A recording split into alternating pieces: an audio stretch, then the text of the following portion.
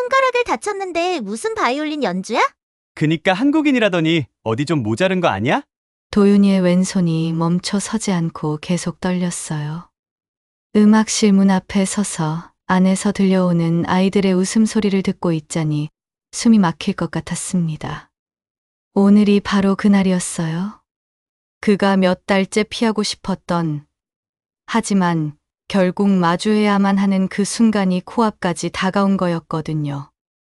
새로운 학교, 낯선 아이들 앞에서 자신의 망가진 손가락으로 바이올린을 연주해야 하는 순간 말이에요.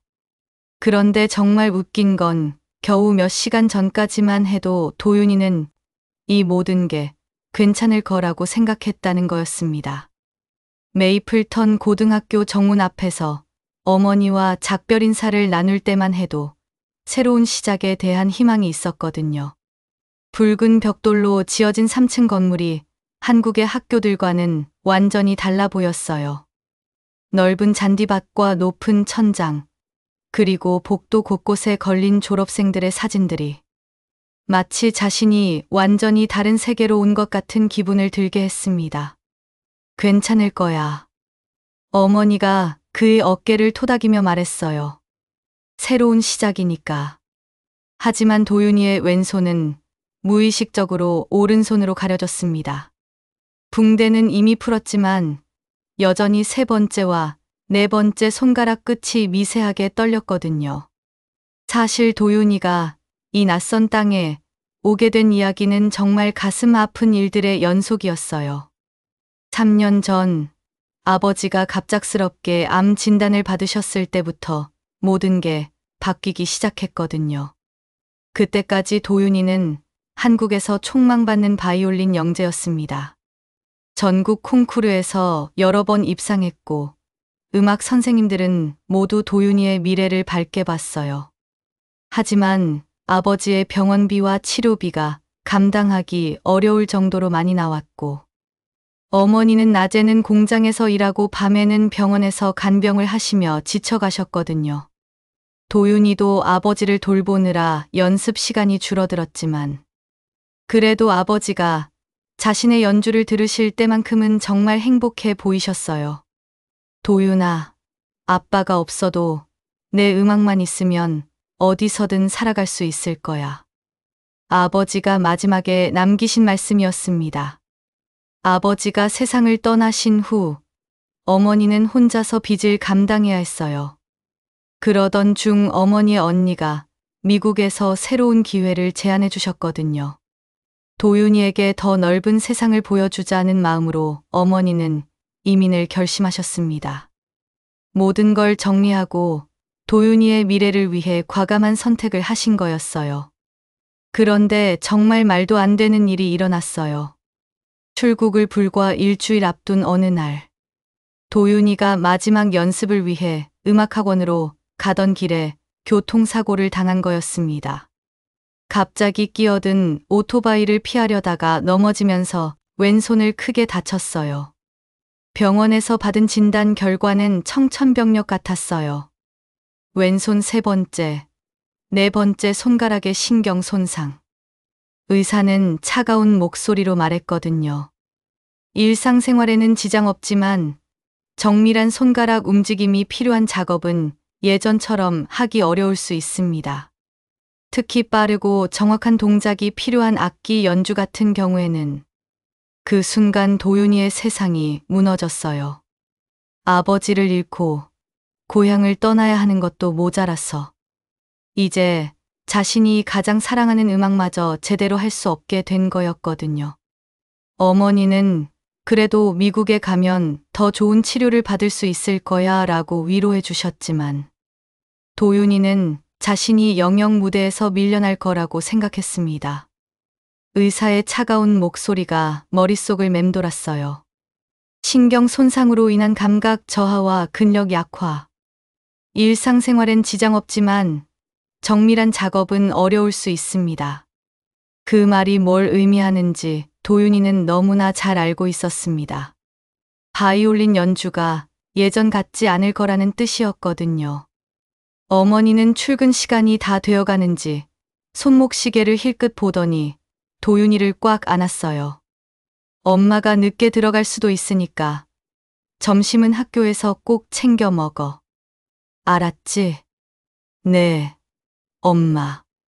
그리고 혹시 힘든 일 있으면 언제든 말해. 우리 도윤이가 제일 소중한 거 알지? 어머니의 눈가에 스친 걱정을 놓칠 수가 없었어요. 도윤이는 억지로 미소를 지었습니다. 걱정 마세요. 잘할게요. 어머니가 떠나고 혼자 남은 도윤이는 학교 안으로 발걸음을 옮겼어요. 복도를 걷는 미국 학생들의 키는 생각보다 훨씬 컸고 그들의 웃음소리와 대화는 여전히 낯설게 느껴졌습니다. 몇몇 학생들이 그를 힐끗힐끗 쳐다봤다가 친구들과 속삭이는 모습이 보였거든요. 저기 새로 온 애. 아시아 애 맞지? 응악 특기생이래. 영어로 된 대화였지만 단편적인 단어들이 귀에 들어왔어요. 도윤이는 고개를 숙이고 더 빠르게 걸었습니다. 오전 3시간의 수학과 영어 수업은 생각보다 무난했어요. 언어 장벽은 있었지만 수학은 숫자의 세계였고 영어도 어느 정도 준비해온 터라 큰 어려움은 없었거든요. 하지만 점심시간이 가장 어려웠습니다. 왜냐하면 혼자 앉아 샌드위치를 먹고 있자니 주변에서 들려오는 웃음소리들이 더욱 크게 느껴졌거든요. 그리고 드디어 오후 첫 시간, 음악 시간이 됐어요. 음악실로 향하는 복도에서 도윤이의 심장은 빨리 뛰기 시작했습니다. 문 앞에 붙은 MUSIC, ROM이라는 표지판을 보며 깊게 숨을 들이마셨어요. 문을 열자 약 30명의 학생들이 각자의 악기를 만지작거리고 있었거든요. 바이올린, 비올라, 첼로, 더블 베이스, 그리고 관악기들까지. 한국의 음악실보다 훨씬 넓고 악기들도 더 많았습니다. 그런데 순간 모든 시선이 도윤이에게 쏠렸어요. 저 애가 새로 온 바이올린 애구나. 코엔이라고 들었는데. 정말 잘한다던데? 학생들의 속삭임이 물결처럼 퍼져나갔습니다. 도윤이는 어색한 미소를 지으며 빈 의자를 찾아 앉았어요. 그때 교실 앞쪽에서 날카로운 목소리가 들렸거든요. 조용히 해요. 마거리 스톤 교사가 교실로 들어왔습니다.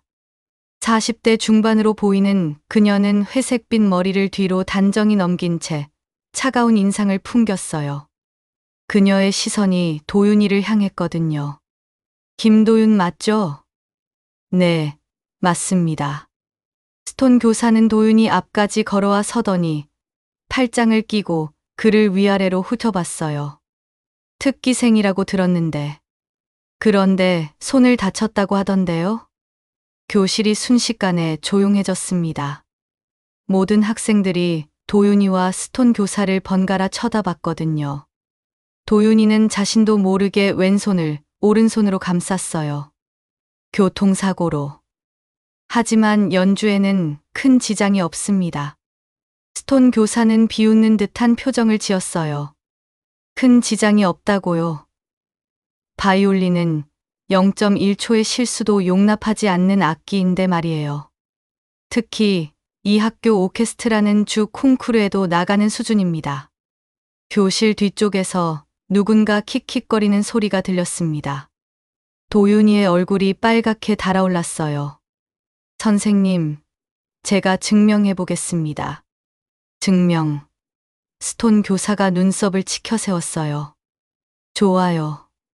그럼 오늘은 간단하게 음계나 해봅시다. 여러분, 모두 D장조 3옥타브, 음계 시작. 학생들이 일제히 악기를 들어 올렸습니다. 바이올린 섹션의 맨 앞에 앉은 금발 소녀가 도윤이를 힐끗 보더니 친구에게 뭔가 속삭였어요. 도윤이도 악기를 꺼내 터게 됐어요. 중학교 때 아버지가 사주신 바이올린은 여전히 따뜻한 색깔을 띠고 있었거든요. 음이 울려 퍼질 때까지는 괜찮았어요. 하지만 빠른 패시지로 넘어가자 왼손 세 번째, 네 번째 손가락이 미세하게 굳어지기 시작했습니다. 평소라면 자연스럽게 넘어갔을 핑거링이 0.2초씩 늦어졌고 그 작은 차이가 전체 선율을 어긋나게 만들었거든요. 멈춰요. 스톤 교사의 차가운 명령에 모든 연주가 멈췄어요. 교실은 다시 정적에 휩싸였습니다. 역시 그렇군요. 스톤 교사는 팔짱을 낀 채 고개를 저었어요. 김도윤, 당신은 이미 다친 연주자입니다. 이 오케스트라는 완벽함을 추구하는 곳이에요. 무대에서 실망을 주지 않으려면. 선생님, 도윤이가 조심스럽게 끼어들었습니다. 저는 포기하지 않을 겁니다. 다른 방법을 찾을 거예요. 다른 방법. 스톤 교사는 코웃음을 쳤어요. 바이올린의 다른 방법이 어디 있나요? 정확한 핑거링과 완벽한 보잉. 그게 전부입니다. 감정으로는 음정을 맞출 수 없어요. 교실 여기저기서 웃음소리가 새어나왔습니다. 도윤이는 고개를 떨군 채 바이올린을 케이스에 넣었어요. 그런데 그 순간 교실 한 구석에서 누군가의 시선을 느꼈거든요. 고개를 들자 긴 갈색 머리의 소녀가 그를 바라보고 있었어요. 그녀의 눈에는 동정이 아닌 다른 감정이 담겨 있었습니다. 수업이 끝나고 학생들이 하나둘 교실을 나갈 때 그 소녀가 도윤이에게 다가왔어요. 가까이서 보니 그녀는 한쪽 다리를 약간 절뚝이며 걸었습니다. 안녕. 난 사라 로페즈야. 첼로 파트. 김도윤이야. 사라는 주변을 둘러보더니 목소리를 낮춰 말했어요. 스톤 선생님 말에 너무 신경 쓰지 마. 저 사람은 원래 신입생들한테 까다로워. 하지만 내가 정말로 뭐 완벽하지 않다고. 사라가 웃으며 자신의 다리를 톡톡 쳤어요. 나도 작년에 사고로 다쳤어. 아직도 힘들지만 그래도 음악을 포기할 수는 없잖아. 완벽함만이 전부는 아닐 거야. 도윤이는 처음으로 누군가가 자신을 이해해 주는 것 같은 기분이 들었어요. 오늘 방과 후에 시간 있어. 사라가 물었어요. 빈 교실에서 연습하는데 같이 해볼래? 스톤 선생님 없는 곳에서 말이야. 도윤이는 망설였다가 고개를 끄덕였습니다. 응, 좋아. 그날 오후 3층 끝에 있는 빈 음악실에서 도윤이와 사라는 마주 앉았어요. 해가 기울어가는 창가에서 들려오는 새소리와 함께 도윤이는 다시 바이올린을 들어 올렸습니다. 이번엔 천천히 해봐. 완벽할 필요 없어. 사라가 격려하듯 말했어요. 도윤이가 화를 혀내 대고 첫 음을 낼 때 이상하게도 마음이 편안해졌습니다. 아무도 비웃지 않는 곳에서 누군가 자신을 이해해주는 사람 앞에서 연주하는 음악은 완벽하지 않아도 따뜻했거든요. 봐, 나쁘지 않잖아. 사라가 미소를 지으며 말했어요. 내 소리에는 뭔가 다른 게 있어. 스톤 선생님이 원하는 완벽함과는 다르지만 그건 내만의 색깔이야. 그날 밤 도윤이는 일기장에 적었습니다. 첫날은 생각보다 힘들었다. 하지만 사라라는 친구를 만났다. 아버지가 말씀하신 게 맞는 것 같다. 음악은 혼자 하는 게 아니라고. 내일은 조금 더 나아질 것 같다. 창밖으로 메이플턴의 첫 밤이 깊어가고 있었어요. 도윤이는 침대 옆에 놓인 바이올린 케이스를 바라보며 눈을 감았습니다. 아버지의 목소리가 귓가에 맴돌았거든요. 도윤아, 음악은 마음에서 나오는 거란다. 손가락이 아니라. 내일 또 어떤 시연이 기다리고 있을지 몰랐지만 적어도 혼자는 아니었어요. 그것만으로도 충분히 새로운 시작이었습니다. 도윤이가 진짜 무서운 건 스톤 선생님이 며칠 동안 자신을 그냥 놔뒀다는 거였어요. 첫날 그 차가운 시선과 날카로운 말들 이후로 마치 투명인간 취급을 받았거든요. 다른 학생들도 덩달아 도윤이를 의식하면서도 거리를 두는 분위기였습니다. 왜냐하면 스톤 선생님이 누군가를 싫어한다는 건 그 학생이 문제가 있다는 뜻이었거든요. 하지만 이상한 일이 있었어요. 도윤이는 그 시간들을 그냥 보내지 않았습니다. 매일 방과 후 사라와 함께 빈 교실에서 연습하면서 조금씩 자신만의 방법을 찾아가고 있었거든요. 손가락이 굳어지는 부분에서는 다른 운지법을 시도해보고 빠른 패시지 대신 감정 표현에 집중하는 연습을 했어요. 사라도 자신의 다리 부상 때문에 바뀐 첼로 연주법을 도윤이에게 보여주면서 서로 격려했습니다. 그런데 정확히 열흘 후 도윤이가 가장 두려워하던 일이 일어났어요. 그날 스톤 선생님이 음악실로 들어올 때의 표정부터 범상치 않았습니다. 평소보다 더 차가운 미소를 지으며 학생들을 둘러봤거든요. 도윤이는 본능적으로 불안감을 느꼈어요. 지난 열흘 동안 자신이 조용히 연습해온 모든 것들이 한순간에 무너질 것 같은 예감이 들었습니다. 스톤 선생님은 오늘 특별한 수업을 준비해왔다고 했어요. 오케스트라 합주 시간인데 각 파트별로 솔로 실력을 테스트해보겠다는 거였거든요. 그리고 당연하게도 첫 번째 타겟은 도윤이었습니다. 제일 바이올린 파트를 맡으라는 지시를 받았을 때 도윤이의 심장은 미친 듯이 뛰었어요. 제일 바이올린이라는 건 오케스트라에서 가장 중요한 멜로디 라인을 담당하는 자리였거든요. 한 음이라도 틀리면 전체 연주가 흔들리는 그런 중요한 위치였습니다. 더군다나 스톤 선생님이 준비한 곡은 파가니니 바이올린 협주곡 한 번이었어요. 파가니니는 바이올리니스트들 사이에서 악마의 바이올리니스트라고 불릴 만큼 극도로 어려운 곡들을 작곡한 것으로 유명했습니다. 특히 이 협주곡은 빠른 속도의 아르페지오와 복잡한 핑거링이 쉴 새 없이 이어지는 곡이었거든요. 완전한 손가락을 가진 연주자도 몇 년씩 연습해야 제대로 소화할 수 있는 그런 곡이었어요. 도윤이는 악보를 받아보는 순간 절망감을 느꼈습니다. 손가락 부상 이후 지금까지 피해왔던 모든 기술들이 이 곡에는 다 들어있었거든요. 16분음표로 이어지는 빠른 스케일, 높은 포지션에서의 정확한 음정, 그리고 무엇보다 왼손 세 번째와 네 번째 손가락이 가장 많이 사용되는 부분들이 곡 전체에 가득했어요. 하지만 어쩔 수 없었습니다.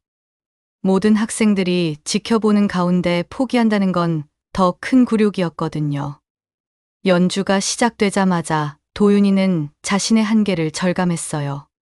첫 몇 마디는 그럭저럭 따라갔지만 빠른 패시지가 나오기 시작하면서부터 손가락이 말을 듣지 않았습니다.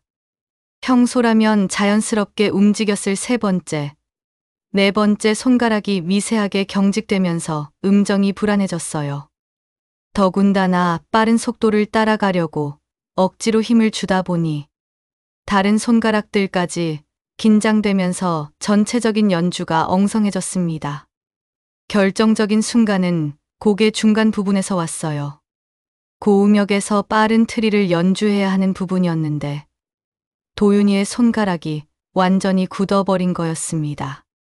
그 순간 바이올린에서 날카롭고 불협화음이 울려 퍼졌어요. 마치 고양이가 우는 것 같은 끔찍한 소리였습니다. 교실 안의 모든 연주가 한순간에 멈췄어요. 30여 명의 학생들이 모두 도윤이를 바라보고 있었습니다.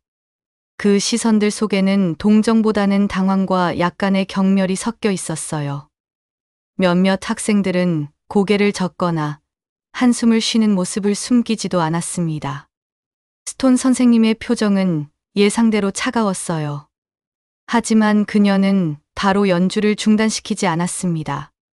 대신 도윤이에게 다시 한번 기회를 줬어요. 이번에는 곡을 단순화해서 연주해보라는 것이었습니다.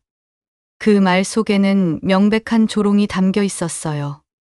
도윤이는 이번에는 다른 방법을 시도해봤습니다. 사라와 함께 연습했던 방식을 적용해본 거였어요. 불가능한 빠른 패시지는 과감히 생략하고 대신 멜로디의 핵심만 살려서 연주했습니다. 원곡과는 달랐지만 그 안에는 도윤이만의 해석이 담겨 있었어요. 기술적인 완벽함 대신 감정에 집중했고 화려함 대신 진정성을 추구했습니다. 하지만 스톤 선생님과 다른 학생들의 반응은 예상했던 것보다 훨씬 혹독했어요. 그들에게는 도윤이의 연주가 곡을 망가뜨리는 것으로밖에 보이지 않았습니다. 파가니니의 의도를 완전히 무시한 채 자기 마음대로 바꿔버린 것으로 여겨졌거든요. 교실 곳곳에서 들려오는 수근거림들은 도윤이의 마음을 더욱 아프게 했어요. 아시안 특기생이라더니 별거 없네. 저런 식으로 연주하는 게 음악이야? 우리 오케스트라 수준이 떨어지겠어. 같은 말들이 귀에 들어왔습니다. 스톤 선생님의 마지막 평가는 더욱 잔인했어요. 음악은 동정으로 하는 게 아니며 실력이 안 되면 무대에 서지 말라는 것이었습니다. 다른 학생들에게 피해를 주지 말라는 말까지 덧붙였어요. 그 순간 도윤이는 자신이 완전히 바닥으로 떨어졌다는 걸 느꼈습니다. 지난 열흘 동안 사라와 함께 쌓아올린 작은 희망들이 한순간에 무너져 내렸어요. 아무리 노력해도 아무리 다른 방법을 찾아도 소용없을 것 같았습니다. 수업이 끝나고 학생들이 하나둘 교실을 떠날 때 도윤이는 혼자 남아서 바이올린 케이스를 바라봤어요. 아버지가 사주신 이 소중한 악기로 다시는 제대로 된 무대에 설 수 없을지도 모른다는 생각이 들었습니다. 그때 익숙한 발소리가 들렸어요. 사라였습니다. 그녀는 도윤이 옆에 조용히 앉으며 자신의 다리를 살짝 절었어요. 사라는 도윤이의 상황을 누구보다 잘 이해하고 있었습니다. 자신도 비슷한 경험을 겪었기 때문이었어요.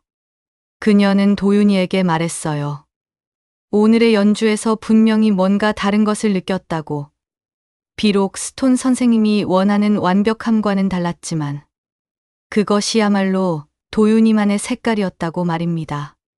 하지만 도윤이는 쉽게 위로받을 수 없었어요. 모든 사람들이 자신을 비웃었다는 사실이 너무 상처가 되었거든요. 사라는 포기하지 않았습니다. 자신이 처음 다친 다리로 첼로를 연주했을 때도 모두들 비웃었지만 지금은 자신만의 방식을 찾았다고 말했어요. 그리고 도윤이에게 다시 한번 함께 연습하자고 제안했습니다. 이번에는 정말로 도윤이만의 음악을 만들어 보자고 말이에요. 그날 저녁, 빈 교실에서 도윤이와 사라는 다시 마주 앉았어요. 이번에는 도윤이가 먼저 바이올린을 들어 올렸습니다. 그리고 오늘 있었던 굴욕적인 경험을 딛고 자신만의 방식으로 다시 시작해 보기로 마음먹었어요. 연주는 완벽하지 않았지만 진짜였습니다. 그리고 그것으로 충분했어요. 도윤이가 사라 로페즈에 대해 진짜로 알게 된 건 그로부터 일주일 뒤였어요. 방과 후 빈 교실에서 함께 연습하면서 조금씩 마음을 열게 됐거든요. 그런데 사라의 진짜 이야기를 들으면 들을수록 놀라운 게 이 소녀가 겪은 일이 도윤이보다 훨씬 더 심각했다는 거였습니다. 사실 도윤이는 처음에 사라를 단순히 자신과 비슷한 처지의 친구 정도로만 생각했어요. 둘 다 신체적인 문제로 연주에 어려움을 겪고 있다는 공통점이 있었으니까요. 하지만 사라의 과거를 알게 되면서 도윤이는 충격을 받았습니다. 사라는 작년까지만 해도 메이플턴 고등학교 오케스트라의 제일 첼로였어요. 그것도 그냥 제일 첼로가 아니라 주 전체 고등학교 음악 콩쿠르에서 금상을 받을 정도의 실력자였습니다. 지역 신문에 그녀의 연주 사진이 실릴 만큼 유명한 학생이었거든요. 많은 음대 교수들이 그녀에게 관심을 보였고 장학금 제의도 여러 번 받았다고 했어요. 그런 사라가 어떻게 지금의 상황에 처하게 되었는지는 정말 가슴 아픈 이야기였습니다. 작년 여름 사라는 친구들과 함께 주말 캠핑을 떠났어요. 고등학교 마지막 여름방학을 만끽하기 위한 즐거운 여행이었거든요. 캠핑장 근처에 있는 호수에서 다이빙을 하려고 했는데 물속에 숨어있던 바위를 미처 보지 못한 거였습니다. 사고는 순식간에 일어났어요. 사라는 왼쪽 다리를 바위에 심하게 부딪혔고 즉시 병원으로 이송되었습니다. 다행히 생명에는 지장이 없었지만 왼쪽 다리 근육과 인대에 심각한 손상을 입었어요. 여러 차례 수술을 받았지만 완전한 회복은 불가능하다는 진단을 받았습니다. 첼로 연주에서 다리의 역할은 생각보다 훨씬 중요했어요. 악기를 안정적으로 고정시키는 것부터 시작해서 페달을 이용한 음색 조절, 몸의 균형을 잡는 일까지 모든 것이 다리의 힘과 관련되어 있었거든요. 특히 사라가 전문적으로 다뤘던 높은 수준의 연주 기법들은 대부분 정밀한 다리 움직임을 필요로 했습니다. 병원에서 퇴원한 후 사라가 처음으로 첼로를 잡았을 때의 절망감은 말로 표현하기 어려웠다고 해요. 예전 같으면 자연스럽게 할 수 있었던 기본적인 연주 자세조차 제대로 잡을 수 없었거든요. 악기가 계속 불안정하게 흔들렸고 페달 조작도 마음대로 되지 않았습니다. 더 힘든 건 주변 사람들의 반응이었어요. 스톤 선생님은 사라에게 솔직하게 말했습니다. 이제 예전 수준의 연주는 기대하기 어려우니 다른 진로를 생각해보라고 말이에요. 음대 진학을 포기하고 일반 대학으로 진로를 바꾸는 게 현실적이라는 조언도 덧붙였습니다. 동급생들의 시선도 부담스러웠어요. 예전에는 존경과 부러움의 대상이었던 사라가 이제는 동정의 대상이 되어버렸거든요. 어떤 학생들은 노골적으로 실망감을 드러내기도 했어요.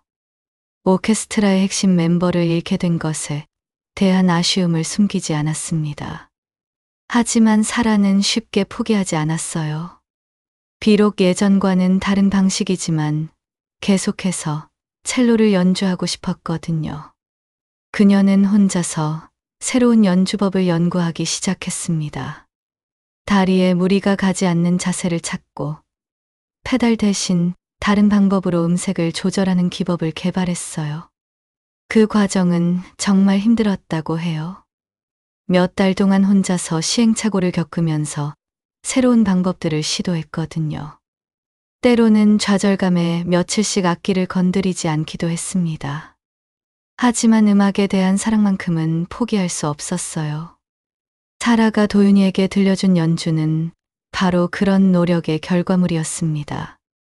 바흐의 첼로 모음곡을 연주할 때 분명히 예전과는 달랐어요. 기술적인 완벽함은 떨어졌고 음색도 일정하지 않았습니다.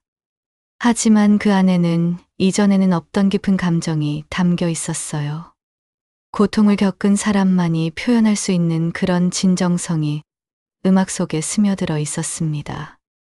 완벽하지 않기 때문에 오히려 더 인간적이고 기계적이지 않기 때문에 더 감동적이었어요. 사라는 도윤이에게 자신의 경험을 통해 깨달은 중요한 교훈을 전해줬어요. 음악에서 가장 중요한 건 기술적인 완벽함이 아니라 진심이라는 것. 그리고 자신의 한계를 숨기려 하지 말고 오히려 그것을 음악의 일부로 받아들이라는 것이었습니다. 도윤이는 사라의 이야기를 들으면서 많은 것을 느꼈어요. 자신이 겪고 있는 어려움이 혼자만의 문제가 아니라는 것.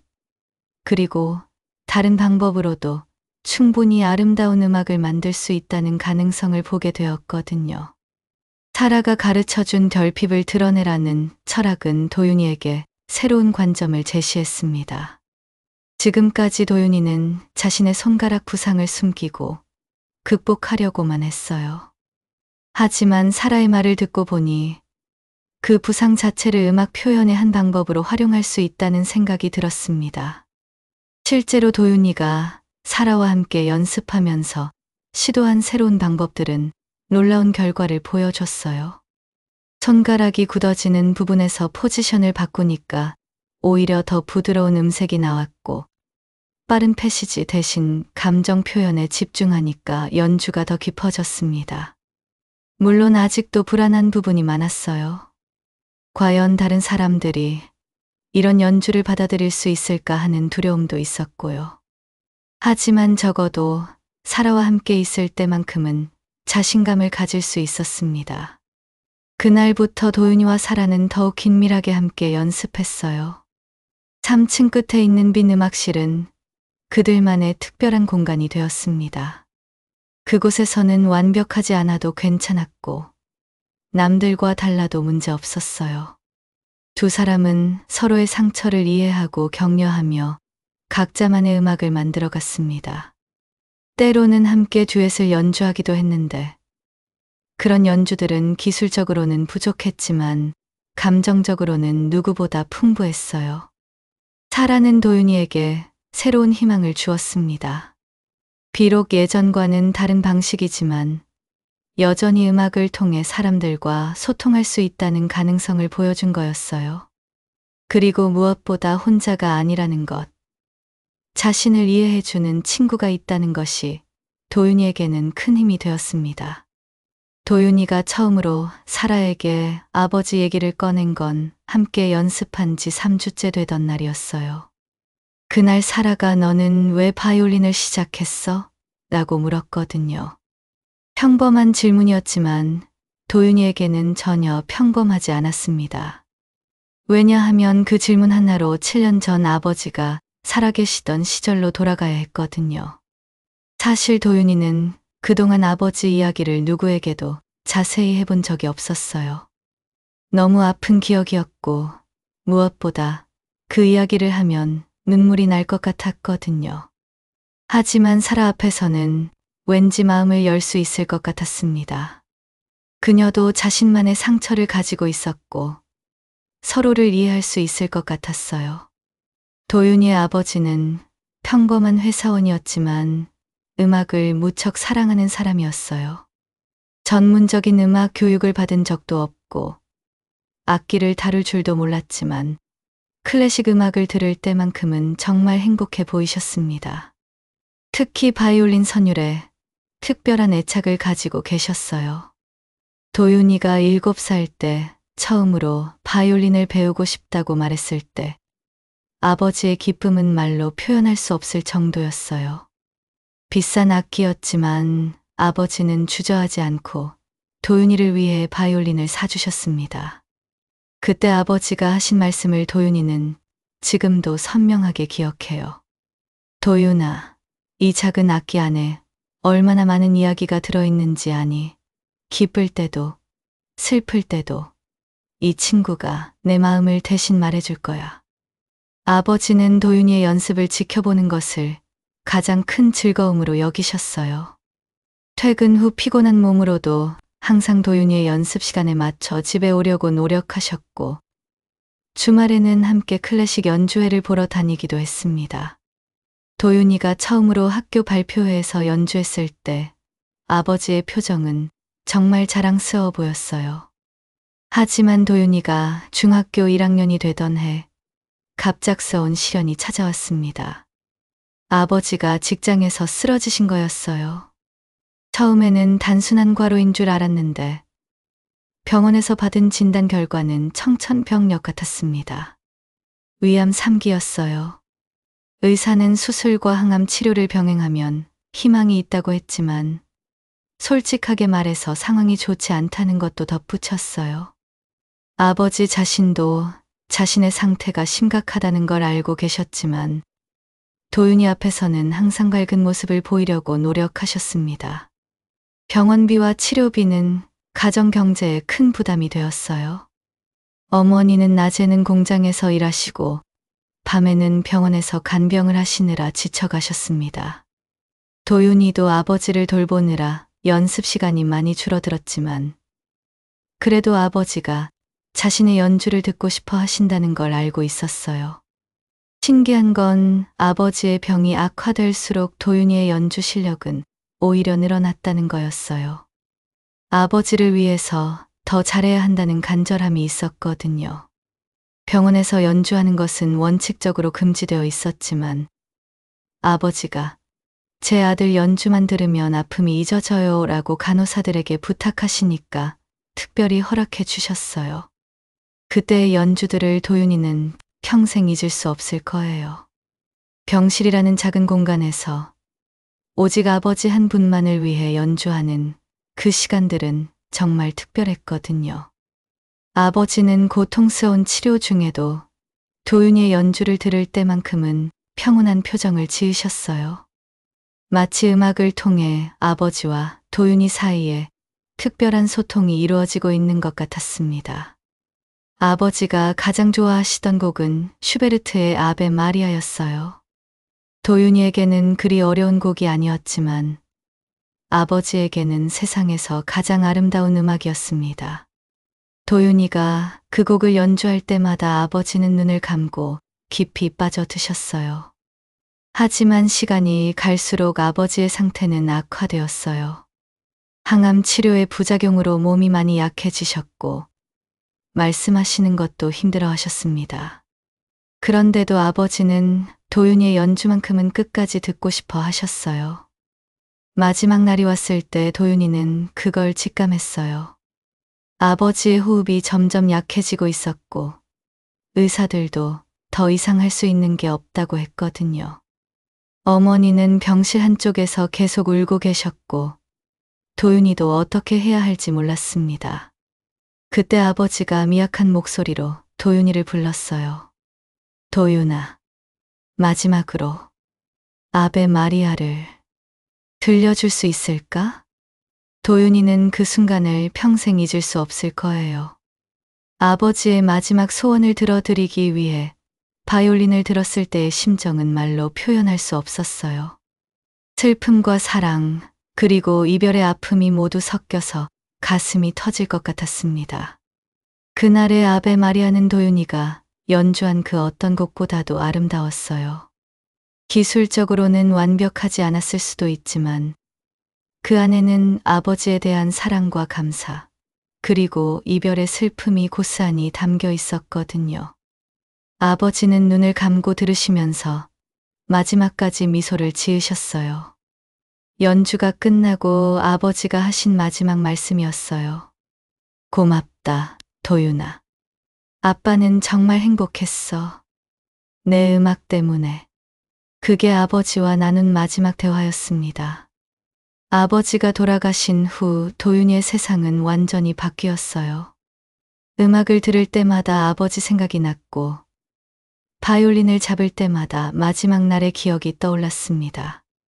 슬픔과 그리움이 너무 커서 때로는 연주하는 것 자체가 고통스러웠어요. 어머니는 아버지가 남긴 빚과 의료비 때문에 경제적으로 매우 어려워지셨어요. 결국 이민을 결심하게 된 것도 도윤이에게 더 나은 미래를 주고 싶어서였습니다. 하지만 출국을 앞두고 일어난 교통사고는 모든 것을 더욱 어렵게 만들었어요. 손가락 부상을 당했을 때 도윤이가 가장 먼저 생각한 건 아버지였어요. 아버지가 그토록 사랑하셨던 자신의 연주를 이제 예전처럼 할 수 없게 되었다는 절망감이 몰려왔습니다. 아버지를 실망시키는 것 같아서 너무 죄송했어요. 사라는 도윤이의 이야기를 끝까지 조용히 들어주었어요. 그리고 도윤이가 왜 그토록 음악에 집착하는지, 왜 완벽하지 못한 연주에 대해 그렇게 괴로워하는지 이해하게 되었습니다. 사라가 도윤이에게 해준 말은 정말 인상 깊었어요. 너는 아버지를 그리워하면서 연주하고 있어. 그 마음이 음악에 담겨서 나오는 거야. 그래서 내 연주가 완벽하지 않아도 감동적인 거고. 그 말을 듣는 순간 도윤이는 깨달았어요. 지금까지 자신이 아버지를 실망시킬까 봐 두려워했는데 사실 아버지가 원하셨던 건 완벽한 연주가 아니라 도윤이가 음악을 통해 행복해지는 것이었다는 걸 말이에요. 아버지가 지금 내 연주를 들으신다면 뭐라고 하실까? 사라의 질문에 도윤이는 잠시 생각해 봤어요. 아버지의 따뜻한 목소리가 들리는 것 같았습니다. 아마 계속하라고 하실 것 같아. 포기하지 말라고. 그날 밤 도윤이는 오랜만에 아버지 사진을 꺼내봤어요. 생전에 자신의 연주를 들으시면서 환하게 웃고 계시던 그 모습을 보니 마음이 따뜻해졌습니다. 그리고 조용히 바이올린을 들어 올렸어요. 이번에는 스톤 선생님이나 다른 학생들을 위한 연주가 아니라 오직 아버지를 위한 연주였어요. 아베 마리아를 천천히 마음을 담아서 연주했습니다. 완벽하지 않은 연주였지만 사랑으로 가득한 음악이었어요. 연주를 마치고 나니 이상하게도 마음이 편안해졌어요. 아버지가 정말로 듣고 계신 것 같았고, 무엇보다 아버지가 자랑스러워 하실 것 같았거든요. 손가락이 완전하지 않아도, 예전만큼 빠르게 연주할 수 없어도, 그 안에 담긴 진심만큼은 변하지 않았으니까요. 한 달 후 어느 월요일 아침, 사라가 도윤이를 급하게 찾아왔어요. 평소와 달리 흥분된 표정으로 학교 복도를 뛰어오는 모습이 보였거든요. 손에는 무언가 종이를 들고 있었는데 그게 바로 도윤이의 운명을 바꿀 공고문이었습니다. 메이플턴 고등학교 연례가을 음악제 공고였어요. 매년 이맘때면 열리는 학교의 가장 큰 음악 행사였는데 올해는 특별히 개인 무대 신청을 받는다는 내용이 포함되어 있었습니다. 그동안은 학급별이나 동아리별 단체 공연이 대부분이었는데 개인 솔로 무대는 정말 오랜만이었어요. 도윤이는 그 공고문을 보는 순간 가슴이 두근거렸어요. 한편으로는 기대감이 들었지만 다른 한편으로는 두려움도 컸습니다. 지난 한 달 동안 사라와 함께 연습하면서 많이 늘었다고는 하지만 과연 많은 사람들 앞에서 연주할 수 있을까 하는 불안감이 있었거든요. 사라는 도윤이의 복잡한 심정을 단번에 알아챘어요. 그녀도 예전에 비슷한 고민을 했었거든요. 사고 이후 처음으로 무대에 서야 했을 때 그 떨림과 두려움을 생생히 기억하고 있었습니다. 그날 점심시간에 두 사람은 조용한 곳에 앉아 진지한 대화를 나눴어요. 사라는 도윤이에게 정말 중요한 질문을 던졌습니다. 너에게 음악이 무엇인지, 그리고 내가 바이올린을 켜는 진짜 이유가 무엇인지 생각해봐. 도윤이는 잠시 멈춰서 깊이 생각해봤어요. 처음 바이올린을 시작했을 때의 순수한 마음, 아버지와 함께 만들어갔던 소중한 추억들, 그리고 더 이상 다른 사람의 시선에 휘둘리지 않겠다고 다짐했던 그 순간들을 떠올렸습니다. 아버지와 함께 만들어 온 우리만의 음악 세계를 다른 사람들에게도 보여주고 싶어. 도윤이가 조용히 대답했어요. 사라는 고개를 끄덕이며 말했어요. 그럼 바로 그걸 해보면 어때? 다른 사람들이 뭐라고 하든 상관없이 말이야. 그 순간 도윤이는 마치 번개를 맞은 것 같은 깨달음을 얻었어요. 지금까지 자신이 스톤 선생님의 기준이나 다른 학생들의 시선에만 맞추려고 했다는 걸 깨달았거든요. 정작 가장 중요한 자신만의 음악적 정체성은 잃어버리고 있었던 거였습니다. 그날 저녁 도윤이는 집에서 어머니와 진지한 대화를 나눴어요. 음악제 참가에 대한 이야기를 꺼냈을 때 어머니는 처음에 걱정스러운 표정을 지으셨습니다. 지난번 학교에서 있었던 일들을 알고 계셨거든요. 하지만 도윤이는 이번에는 다르다고 말했어요. 다른 사람들의 기대에 맞추려는 게 아니라 자신만의 방식으로 정말로 하고 싶은 연주를 해보겠다고 말했습니다. 어머니는 도윤이의 눈빛에서 예전과는 다른 확신을 보셨어요. 그리고 조용히 방으로 들어가서 무언가를 가져오셨습니다. 그것은 도윤이가 한 번도 본 적 없는 낡은 가죽 케이스였어요. 어머니가 그 케이스를 열자 안에는 아버지의 손글씨로 적힌 악보가 들어있었어요. 제목은 도윤이를 위한 자장가였습니다. 어머니의 설명에 따르면 아버지가 도윤이 돌잔치 때 직접 작곡하신 곡이었는데 병원에서 마지막까지 수정하고 계셨던 거라고 했어요. 도윤이는 그 악보를 받아보며 가슴이 벅차올랐어요. 아버지가 자신을 위해 만들어주신 곡이 있었다는 사실, 그리고 그 곡을 이제야 받게 되었다는 현실이 믿기지 않았습니다. 악보를 자세히 보니 아버지의 음악적 감성이 고스란히 담겨 있었어요. 복잡하거나 화려한 기교는 없었지만 따뜻하고 사랑스러운 멜로디가 가득했습니다. 무엇보다 도윤이의 현재 상황을 고려한 것처럼 너무 어렵지 않은 수준으로 만들어져 있었어요. 도윤이는 그날 밤 늦게까지 그 곡을 연습했어요. 처음 연주해보는 곡이었지만 이상하게도 손에 잘 맞았습니다.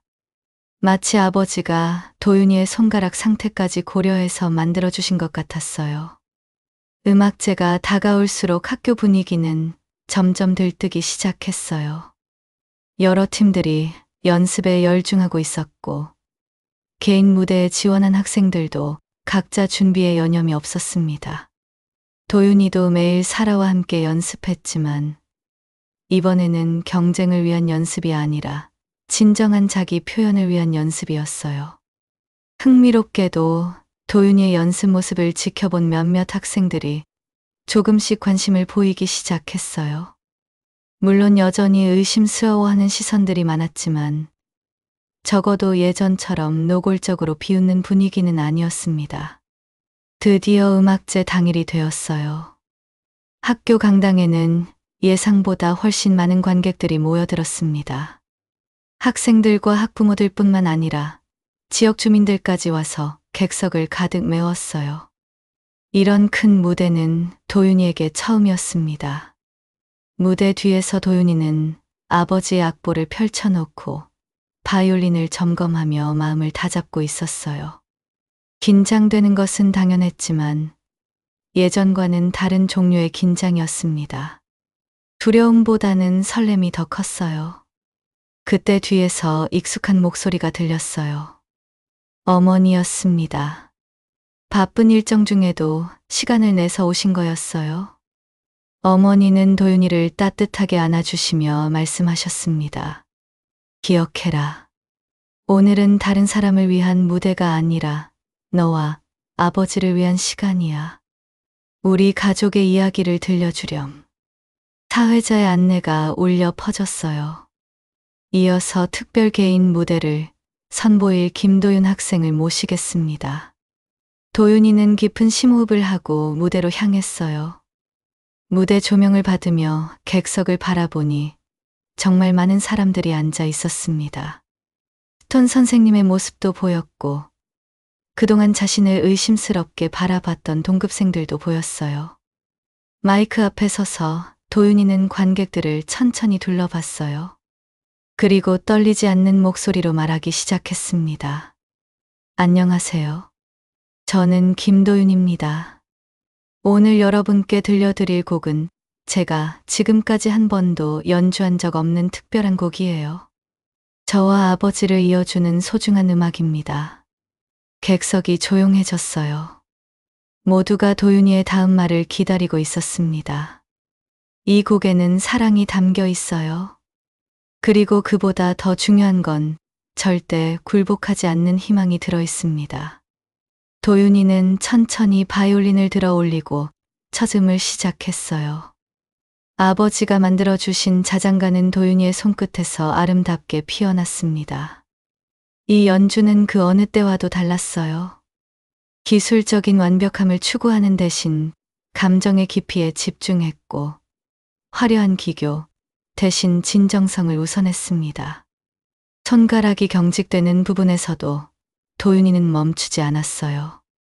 사라가 가르쳐준 방법들을 활용해서 오히려 그 부분을 음악적 표현의 일부로 만들어냈습니다. 연주가 진행될수록 관객들의 표정이 변하기 시작했어요. 처음에는 호기심 어린 시선이었는데 점점 진지해지더니 몇몇 분들은 감동의 눈물을 보이기 시작했습니다. 도윤이의 연주에서 단순한 기술이 아닌 진정한 감정을 느끼고 있었던 거예요. 어머니는 객석에서 두 손을 모으고 눈물을 참으며 아들을 바라보고 계셨어요. 스톤 선생님도 평소와는 완전히 다른 진지한 표정으로 도윤이의 연주에 몰입하고 있었습니다. 그녀는 도윤이의 연주를 들으면서 자신이 그동안 놓치고 있던 무언가 중요한 것을 깨닫고 있었어요. 도윤이는 연주하면서 느꼈어요. 바로 이 순간이 자신이 그토록 원했던 때라는 걸요. 완벽한 테크닉이나 화려한 기교가 아니라 자신의 진실한 마음이 다른 사람들의 가슴에 전해지는 바로 이 순간 말이에요. 마지막 음이 사라지자 잠깐 고요함이 흘렀어요. 그리고 터져나온 박수는 전에 들어본 것과는 완전히 달랐습니다. 진심에서 우러나온 감동의 박수였어요. 도윤이는 마이크를 다시 잡고 마지막 인사를 했어요.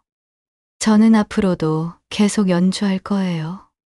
완벽하지 못하고 남들과 다를지라도 제 진심을 담아서 계속 연주하겠어요. 그것이 아버지께서 제게 물려주신 가장 소중한 선물이니까요. 그날을 기점으로 도윤이의 학교 생활은 완전히 달라졌어요. 하지만 이번 변화는 시끄럽거나 급작스럽지 않았습니다. 조용하면서도 의미 있는 변화였어요. 며칠 후 스톤 선생님이 도윤이를 조용히 찾아왔어요. 그녀는 도윤이에게 진심 어린 사과의 말을 전했습니다. 도윤, 내 연주를 듣고 많은 생각을 했어. 내가 너무 기술에만 매달려서 정작 중요한 걸 놓치고 있었구나.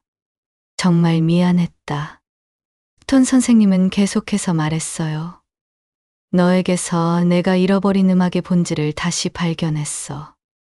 앞으로는 학생들에게 기술만이 아니라 진정성의 중요함도 가르쳐야겠다는 생각이 들었어. 진정한 음악을 원하는 학생들이 하나둘씩 도윤이 주변으로 모여들기 시작했어요. 도윤이와 사라는 그런 학생들과 함께 새로운 형태의 음악 모임을 만들어갔습니다. 완벽함보다는 진정성을, 경쟁보다는 소통을 중시하는 그런 모임이었어요. 몇 달이 흐른 후 도윤이는 어머니와 함께 아버지의 유품들을 정리하며 이야기했어요. 엄마, 이제야 확실히 알겠어요. 아버지가 진짜로 원하셨던 게 무엇인지. 어머니가 물으셨어요. 그게 뭘까? 음악을 통해서 사람들과 진심으로 소통하는 거였어요. 단순히 기술적으로 뛰어난 연주자가 되는 게 아니라요. 어머니는 따뜻한 미소를 지으며 고개를 끄덕이셨어요. 내 아버지가 지금 얼마나 자랑스러워하실지 상상이 가는구나. 그날 저녁 도윤이는 창문을 활짝 열고 새로운 곡을 연주했어요. 이제는 자신 있게 세상을 향해 들려주는 음악이었습니다. 그 아름다운 선율은 밤 공기를 타고 흘러가서 더 많은 사람들의 마음속에 스며들었어요. 도윤이는 이제 확신하고 있었어요. 진정한 음악가가 되는 길은 완벽함을 추구하는 게 아니라 자신의 순수한 마음으로 다른 이들의 감정을 움직이는 거라는 사실을요. 그리고 그런 아름다운 여정은 이제 막 시작된 것이었습니다.